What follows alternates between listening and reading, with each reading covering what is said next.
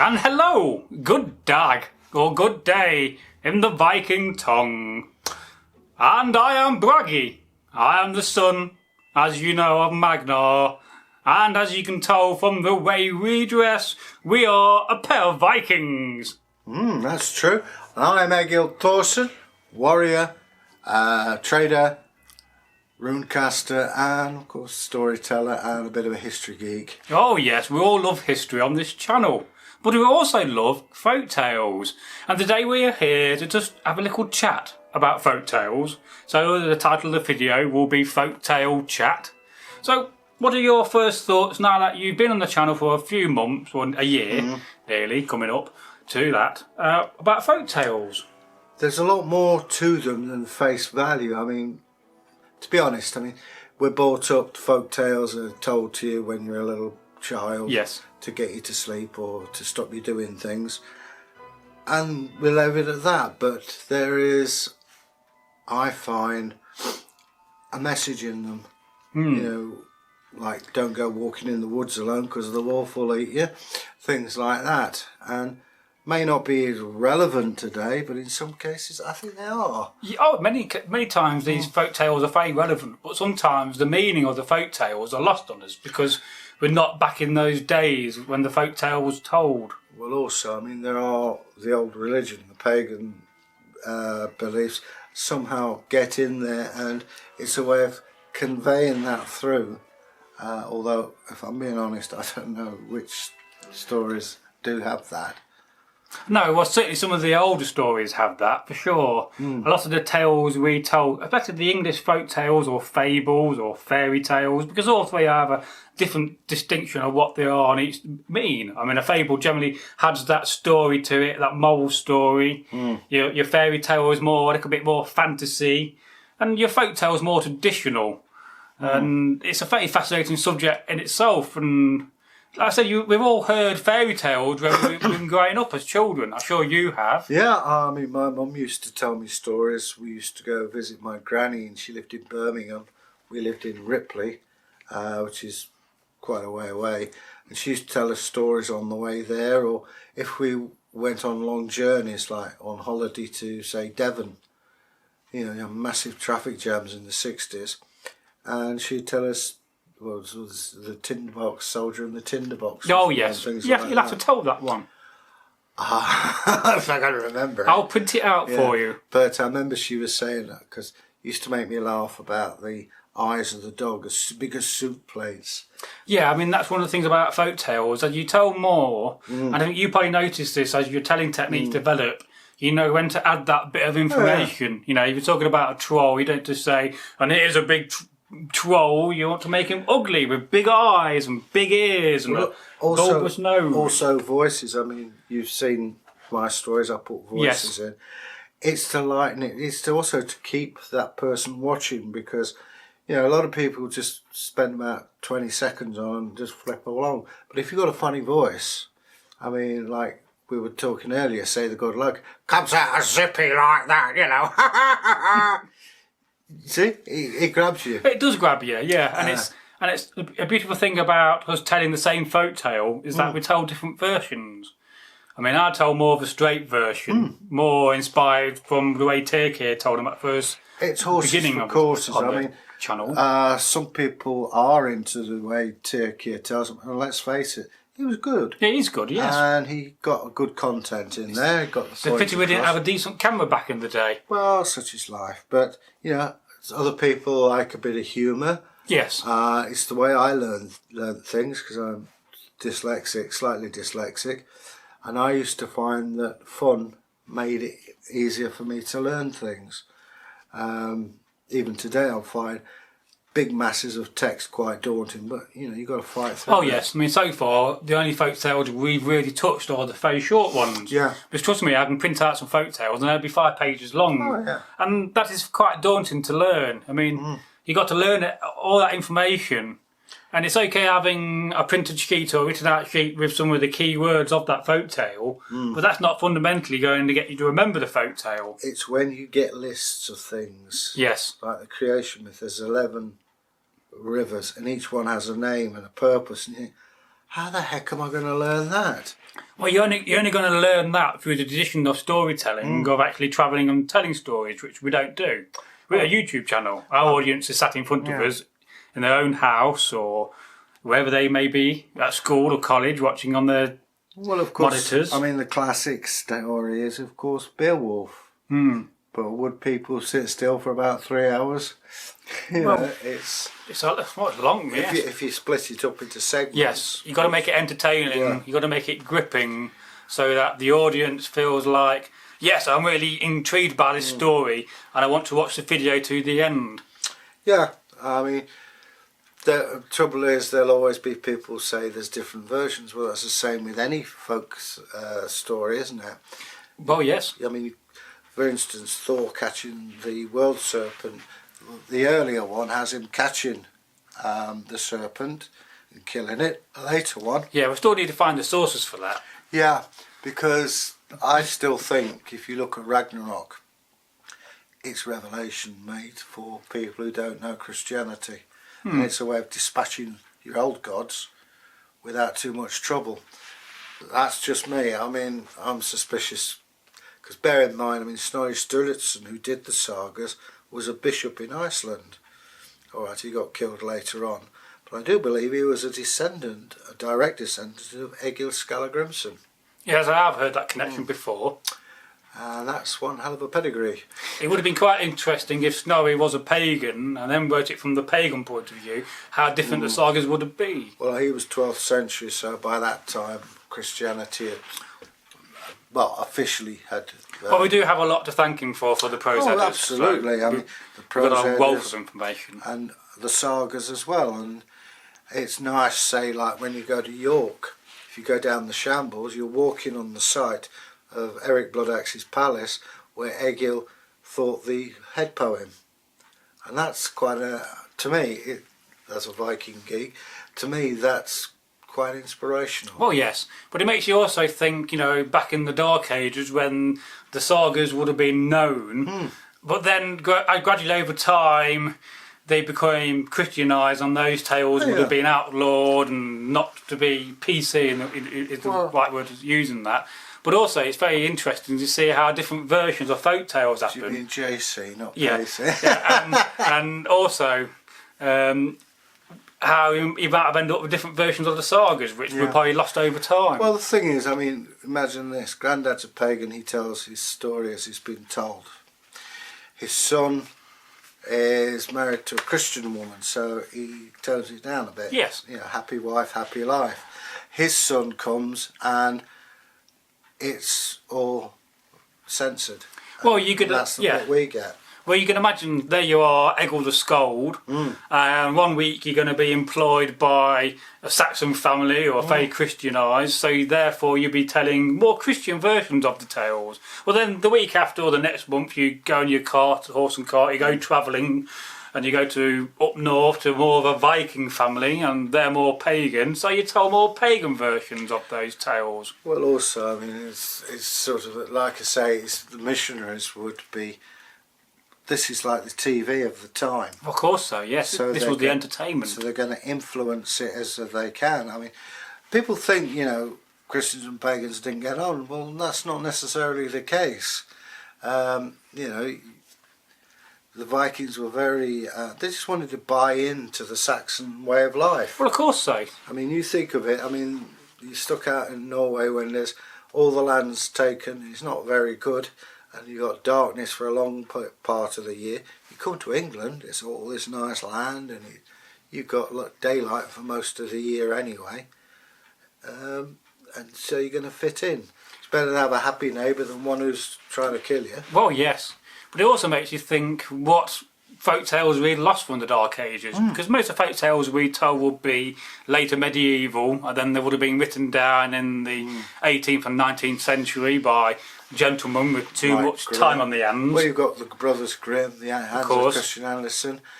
And well, they're more pagan-related stories. I see. Also, I mean, I know that Grimm was not fond of the English, so... Was he not? Oh, no, he was very much against it. Oh. But, learned something new there. So did you. Yeah. But having said that, we owe him a great deal because of the work he's done He literally going round and Oh asking yes, people but about it. he was just one of many yeah. hundreds of them. But it makes you think. You know, there we have the collections of the Dictionary of English or British folk tales. But it makes you think. You know, is there dictionaries of Scandinavian folk tales or Norwegian folk tales? Or are we missing them? Well, you know, you could do it this way. There's the Mabinogion, which is Welsh. Then you've got Beowulf. Yes. Then you've got the Song of Roland, which is French, or Norman French. And it'd be interesting to go. I mean, I've read the Mabinogion, which was very hard work. It is very hard work. I've also read Beowulf, that once you get into it, it swings. That's what I call it. It's good reading. Song of Roland I've got, which I haven't yet read. Right, look at that one. But I do have books also on Celtic fairy stories. Yeah, same here. Between us, we do have quite a collection of books. Oh yeah, I mean, I've got sagas coming out my ears, which we'll have to look at. Yeah, well, let's just try to get back to folk tales, which is what we should be talking about more. So that's the title of the video. Well, yeah, I think folk tales are very interesting, but they do relate to the sagas naturally. But naturally, your folk tales would have replaced your sagas over time, I would have thought. Well, I think probably sort of. It's a way parents get messages across. Like I said earlier, you know, don't go walking in the woods because the wolves will get you, and don't bite that apple because it might be poisonous. But it also explains why things happen, why children get sick, or why this happened, or why that happened. It also, like the builder theme, it explains why people believe why buildings were built and who built them. And also, I mean, simple mistakes could lead to, you know, picking mushrooms. You could go on an acid trip unintentionally, and it's to reassure the people that, hey, you know, it's not really that bad. It happens. But it also makes you think, where did these folk tales originate from? Because somebody must have sat there in a longhouse and created a folk tale, and then that folk tale would have spread about. It makes you think, how did they all start? And there's so many of them. It could be an imaginative parent. Yes. You know, the child's kept them up for 2 nights and they've had enough. You know, yeah. And talk about, whatever. Well, it could be some two men in a longhouse or mead hall. One of them tells a story, then the second guy passes it on, and before you know it, hundreds of years have passed, and that folk tale has spread and continued going on. Well, I know the Celts had a tradition of bragging. Yes. Who could make the biggest, tell the biggest lie, basically.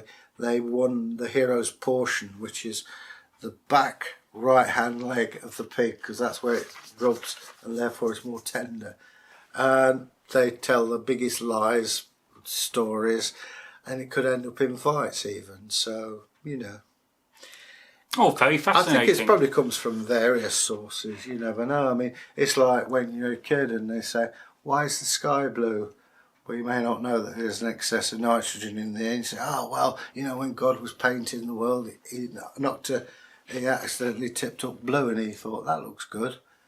It's as simple as that, and then from there you go on, you know. So, out of all the folk tales you've told so far, which have been your favourite? I think you've got nearly 30 now under your belt. It's like saying to a mother, what's your favourite child? I can pretty much remember every folk tale I've told. I'll be honest, I can't. No, you have the opposite problem to me. Yeah. Well, it's a coping mechanism I've had. It's like the old videotapes. Having said that, I did like the boggart. The boggart, that's the farmer and the boggart. Yeah, because it gives you more, and the vicar with the hobhound with a French dog. Oh, that was the Quagmire That's it. dog, which has not been published yet. No, but the thing is, it's because I can put silly voices in. I enjoy doing. Well, I'm sure you must appreciate and like the Wise Men of Gotham tales because they are very funny. I do feel sorry for the people of Gotham, and well, I'm sure that they must take advantage of it. Surely, so. You know, if you live in Gotham and Gotham and you're not taking advantage of these fabulous tales, then what are you doing? All you people in Gotham, it's not personal. We're going to do a village tour there in our Viking kit and go to Gotham. We'll see how long it takes to get chased out. Probably, it's you two telling our tales! Probably get tarred and feathered. Because I think that would be a cool idea, going around some villages, and then we can do a bit of research. We can actually interview people there and say, what do you know about? Yeah. You know. But we could talk about the history of that village and do a village tour. But whether we will do that, I don't know yet. Well, I mean, I've got an idea with that, which I'll explain later to you. But, Yeah. And how you liking this chat on Folktales? Would you like to do it again in another episode? I love chatting. I'm a gossipy old man, so, you know. But it was a bit unplanned, this. You might know. A lot of the videos are We're a unplanned. bit here, and here. But I think it shows No, us... I'm right here. I think it shows us as a more human Well, being. You know. I think a lot of people like the easy style we have, and we're very approachable and very watchable. Well, I hope we are. I do. You know, I mean, let's face it, it's those people out there that make the channel. I mean, we do. Well, without the subscribers and the people who don't subscribe and watch, then there would be no channel. It'd be a waste of time, wouldn't it? We'll just be doing it for ourselves. You know, it'd be very vain. I'm saying nothing. Yes. But, yeah, I mean, all I can say is, look, keep watching because we're going to do more stories in general, history and all this. Let's finish the video and summarise about Folktales and how brilliant they are. And so the other day I had a comment saying that we really seem to love our English Folktales. Well, that's simply because of all our sources, we've probably got more English Folktales and fables and fairy tales in our sources we can tell than any other. But we are working on telling Irish Folktales. I got some folk tales from Shetland lined up. We've got some Welsh folk tales for Egil to tell. You'll love them. I have some folk tales from Germany. I thought we'd get some old Germanic folk tales on the channel. It's good. It's good. Yeah, so you'll be listening out for Egil's German accent for that. Something else for people to complain about. Oh yeah. So we are looking at other countries as well. And we plan to continue publishing Folktales. I think we're aware that we have actually, and I'm not bragging here, global appeal. So we have to be more inclusive wherever we can. But we can make it more global appealing by concentrating on the subtitling and making it more attractive. Because not everybody who watches a video will listen to the video. A lot of people will actually put the subtitling on, then speed the video up. Because let's face it, if you're watching a 30-minute video and you haven't got 30 minutes and you double the speed, you're watching it in 15 minutes. Yeah. So people do that. But particularly by concentrating on the subtitles, which I am slowly doing, but it's such a laborious job. Trust me, if Egil had a go, it'll do his head in 2 minutes. And that'll make it more appealing for people across the world, because then that'll be translated into their languages. Yeah, I mean, you know, there are other stories from places we haven't done, but... Yes, we are mainly going to stick to European countries. I mean, we have thought and talked about telling Japanese folk tales, because they are very popular. And if you type in folk tales or fairy tales... I was actually thinking of Indian... Japanese, Indian folk tales again. The Mahabharata. It might take about 200 years to serialise that. But the problem there is it's taking it away from the European culture which we're coming from, as in Saxons and Vikings. If we do anything like that, it will be as a milestone. Yeah, just celebration. Well, the thing is, we'll do what the viewers want. Well, we will do what the viewers want. Put comments in, leave subscriptions, and we can then work out what people want. It's entertainment after all. Oh, we are there to entertain. And, you know, I think every time we film, we're improving the content. And we're now filming in 4K. So that's a big improvement. Considering where we started with sort of a basic camera, which was really, really struggling to film us and get good sound, we now fundamentally have a really professional setup, you know. Yeah. Not as good as the BBC, because we don't have their funding, but it's just as good quality. And we're also developing and learning the skills with the camera. So keep watching. We're going to keep telling our folk tales. They're not the most biggest search thing in the world, so the more we tell the folk tales, the more we get them out, the more we can make it more popular again. Yeah. Because if we don't make such things popular, we're going to risk losing these traditions. Yeah. And we've already lost a lot of traditions in this world. Let's not lose another one. That was, it's terrible what we lost. Yes, so for now, it is time to say goodbye on this video. Bye-bye. Oh, and don't forget, Egil, what should they do? Don't forget, tap on the corner there of the bell and leave us a comment. We will get back to you. Yes, I will reply to your comments. And don't forget, if you're on your mobile phone, you tap on the card, and if you're on the computer, you click the card to subscribe. And if you're new to the channel, then please, I urge you to consider subscribing. Now, if you do subscribe, then I also urge you to click the notification bell. When you click the bell, You'll always be notified when we publish our content, when we premiere our content, but also when we live stream. Yeah. And it's a goodbye from Egil. Bye-bye. And me. Goodbye. Was hail. Ik thank thee. I thank you.